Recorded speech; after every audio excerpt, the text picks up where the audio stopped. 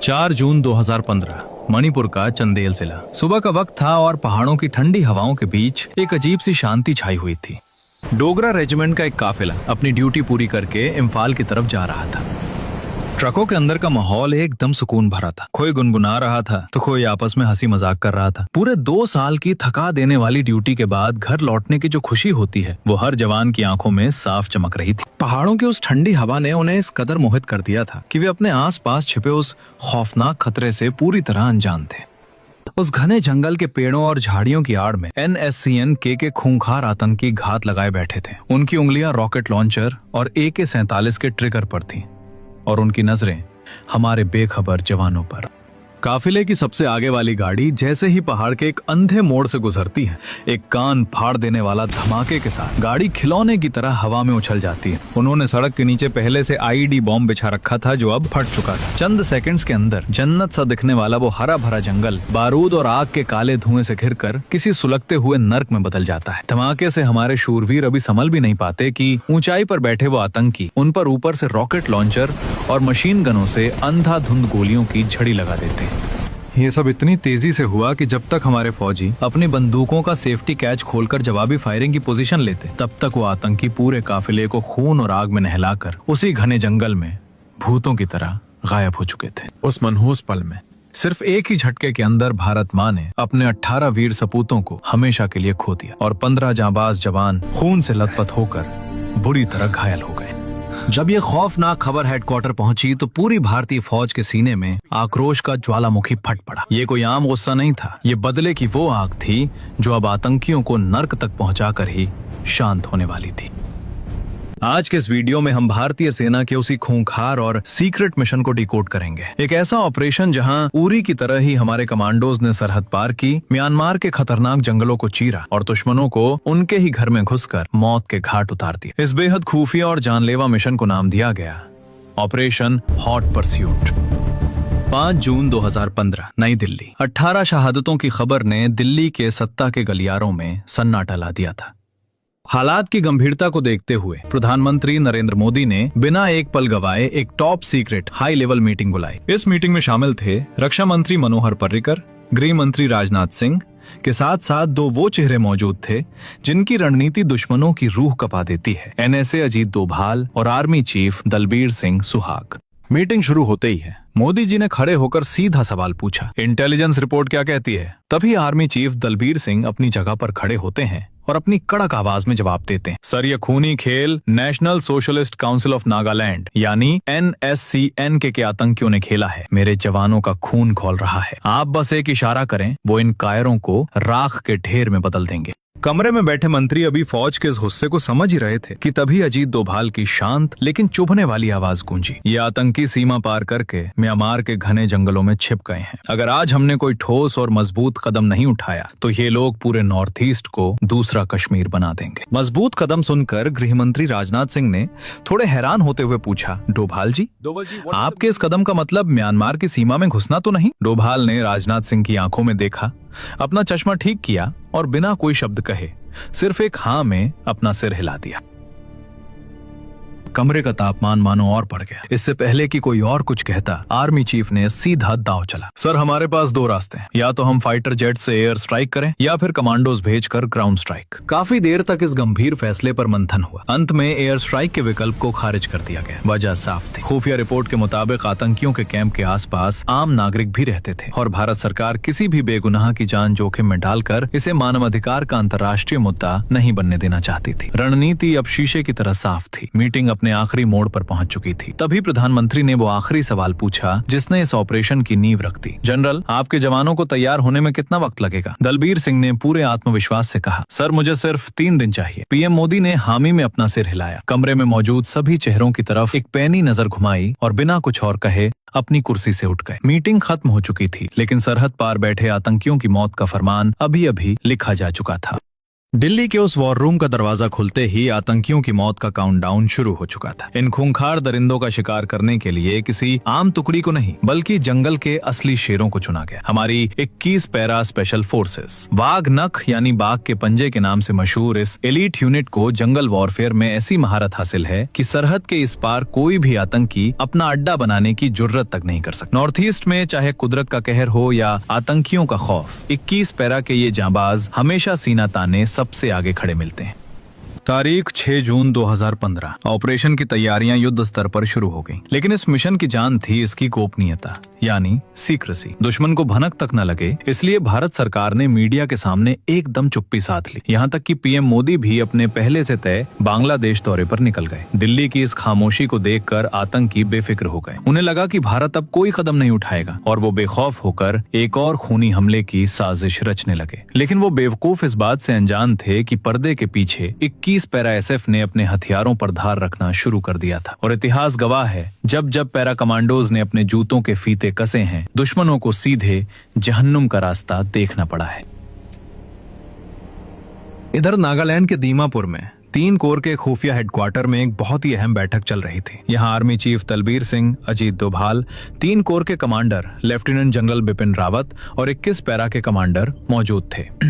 Para commander ने map पर उंगली रखते हुए एक अहम खुलासा किया। हमारे खबरी बता चुके हैं कि आतंकियों के सबसे बड़े और सुरक्षित ठिकानों की सटीक लोकेशन मिल गई है। हम 9 जून को हमला कर सकते हैं। लेकिन तभी एक बहुत बड़ी रुकावट सामने आई। कमांडर ने बताया कि इस खास मिशन के लिए अभी उनके पास सिर्फ 40 कमांडो ही मौजूद है, जबकि उस पार कैंप में खूंखार आतंकियों की तादाद बहुत ज्यादा हो सकती है। 40 कमांडो और सामने खूंखार आतंकियों की फौज। कमरे में एक पल के लिए भारी सन्नाटा छा गया, लेकिन तभी एक ऐसा फैसला लिया गया जिसने पूरी बाजी पलट दी। इस मिशन के लिए कोई समझौता नहीं किया जा सकता था, इसलिए जो सबसे खूंखार और बेस्ट कमांडो छुट्टी पर गए हुए थे या किसी दूसरे अहम ऑपरेशन पर तैनात थे, उन्हें रातों रात सीक्रेट तरीके से एयरलिफ्ट करके नागालैंड बुला लिया गया। अब 70 शेरों की एक ऐसी टीम तैयार थी जिसके सामने मौत भी कांप उठे। सारी मुश्किलें खत्म हो चुकी थी और अब आतंकियों की नरक से दूरी बस कुछ ही पलों की मोहताज थी।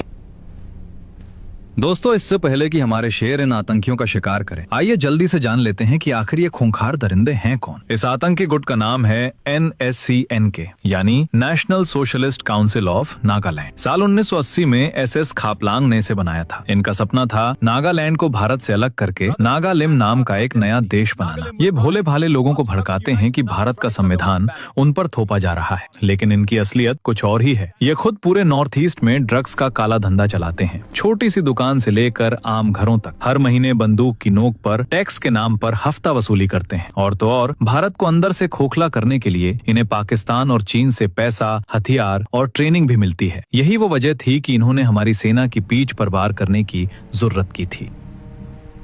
8 जून 2015 सुबह के 8 बजे Indo Myanmar border. 21 para SF के हमारे 70 खूंखार कमांडोज अपने 18 भाइयों का बदला लेने के लिए पूरी तरह तैयार खड़े थे। अपना असली रूप छिपाने के लिए उन्होंने बिहार रेजिमेंट की वर्दी पहनी हुई थी। हाथों में असॉल्ट राइफल्स, पीठ पर rocket launchers, night vision goggles और खतरनाक स्नाइपर्स। हमारे जवान खामोशी से म्यांमार की सरहद में दाखिल हो जाते हैं। यहाँ से आतंकियों का अड्डा जंगल के सीने में करीब 50 किलोमीटर अंदर था। अब कमांडोज के सामने एक दोहरी जंग थी। एक तरफ म्यांमार का वो खूंखार जंगल था जहां हर कदम पर लैंडमाइंस, दुश्मन के खबरी और आतंकियों के स्नाइपर्स मौत बनकर बैठे थे, और दूसरी तरफ खुद कुदरत उनका इम्तिहान ले रही थी। 40 डिग्री का झुलसाने वाला तापमान और 98% उमस। पीठ पर 15 किलो का भारी भरकम पिट्ठू लादे बिना एक भी बूंद पसीना पोछे हमारे शेर अपने शिकार की तरफ बढ़ते जा रहे थे। शाम के 4 बज चुके थे। फौजी जंगल की इतनी गहराई में पहुंच चुके थे कि सूरज की रोशनी भी उस घने अंधेरे को चीर नहीं पा रही थी। हर एक घंटे में हेडक्वार्टर में बैठे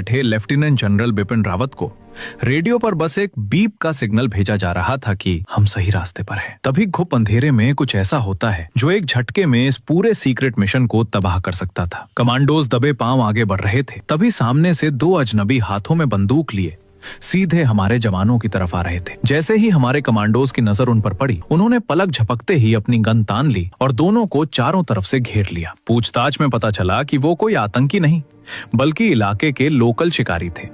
वो कोई रिस्क नहीं ले सकते थे। अगर इन्हें छोड़ दिया तो ये आतंकियों को खबर कर सकते थे, लेकिन बेगुनाहों को मारना भारतीय सेना के उसूलों के खिलाफ है। इसलिए कमांडर ने बड़ा फैसला लिया और मिशन पूरा होने तक उन दोनों शिकारियों को बंधक बनाकर अपने साथ ही आगे ले जाने का ऑर्डर दिया। रात के 8 बज चुके थे। थकान, गर्मी और खौफनाक जंगल को चीरते हुए हमारे कमांडोज 500 एकड़ में फैले जंगल में आतंकियों के सबसे बड़े अड्डे के ठीक बाहर पहुंच चुके थे। अब शुरू होने वाला था सब्र का वो खतरनाक खेल, जिसमें इन 70 शेरों को अगले कई घंटों तक इसी मौत के कुएं में बिना हिले डुले घात लगाकर बैठना था। कमांडर ने तुरंत पूरी टीम को 2 हिस्सों में बांट दिया। एक टुकड़ी सीधे कैंप के अंदर घुसकर तबाही मचाएगी और दूसरी टुकड़ी पूरे कैंप को बाहर से घेर लेगी, ताकि एक भी आतंकी जिंदा बचकर भाग ना पाए। नाइट विजन दूरबीन से कमांडोज ने आतंकियों की गिनती शुरू की। वो कैंप एक छोटी सी पहाड़ी के ऊपर था, जिसे 10 ऊंचे वॉच टावर्स ने घेर रखा था और हर टावर पर स्नाइपर्स तैनात थे। अंदर लकड़ी के दर्जनों छोटे छोटे घर थे और इतना बारूद जमा था जो 70 कमांडोज पर भारी पड़ सकता था। उस रात कैंप में आतंकी हमारे फौजियों को मारने का जश्न मना रहे थे, इस बात से बिल्कुल अनजान कि बाहर साक्षात काल ने उन्हें चारों तरफ से जकड़ लिया है।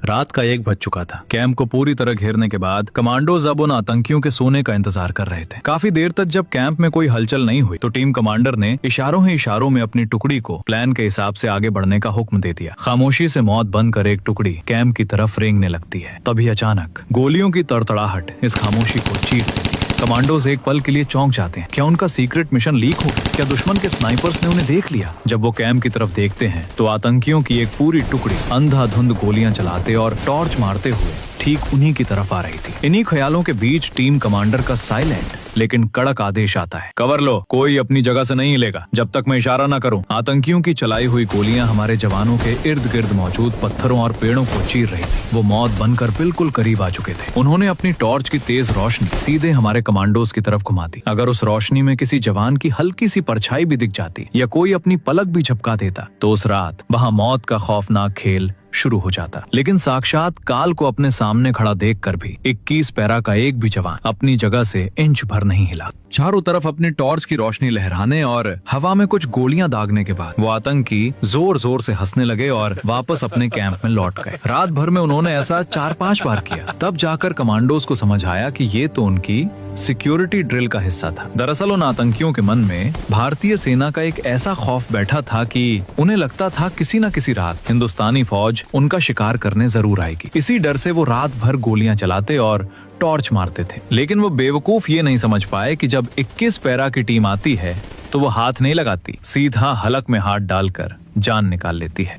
सुबह के 5 बज चुके थे। सूरज की पहली किरण के साथ ही आतंकियों की ड्रिल खत्म हो गई और वो पूरी तसल्ली से बेफिक्र होकर सो रहे थे। लेकिन शेर की यही तो खासियत है, वो तब झपटता है जब शिकार सबसे कम चौकन्ना हो। टीम कमांडर ने इशारा किया और सभी 70 कमांडोज ने कैंप से महज 50 मीटर की दूरी पर अपनी पोजीशन ले ली। कमांडर की उंगलियों ने 3 तक की गिनती गिनी और गिनती खत्म होते ही म्यांमार का वो जंगल धमाकों से दहल उठा। एक साथ 10 रॉकेट लॉन्चर्स ने आतंकियों के कैंप पर आग की बारिश कर दी। उधर हमारे स्नाइपर्स ने वॉच टावर पर बैठे आतंकियों को परिंदों की तरह नीचे गिरा दिया।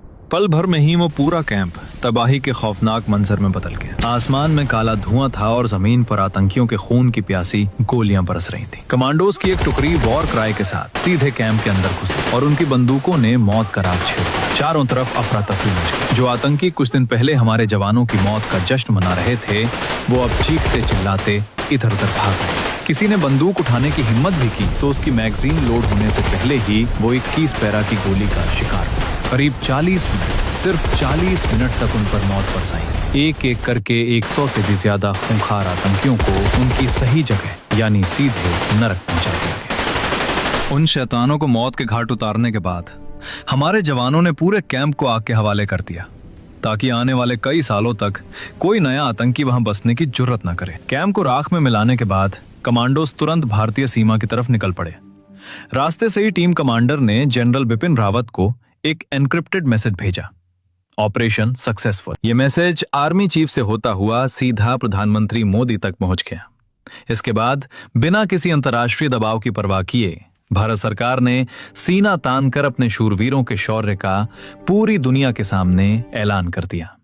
मेजर जनरल रणबीर सिंह ने प्रेस कॉन्फ्रेंस करके साफ संदेश दे दिया कि नया भारत घर में घुसकर मारता है। इधर पूरा देश जश्न मना रहा था और देश के गौरव की रक्षा करने के बाद हमारे वो 70 कमांडोज बिना किसी घमंड के अगले दिन फिर से अपनी नॉर्मल ड्यूटी पर लौट आए। दोस्तों, कुछ इस तरह हमारी भारतीय सेना ने अपने शूरवीर साथियों का खौफनाक बदला लिया था और आगे भी लेती रहेगी। अगर हमारे फौजियों की इस वीरता ने आपका भी सीना गर्व से चौड़ा कर दिया है तो इस वीडियो को लाइक और चैनल को सब्सक्राइब जरूर कीजिएगा। जय हिंद, वंदे मातरम।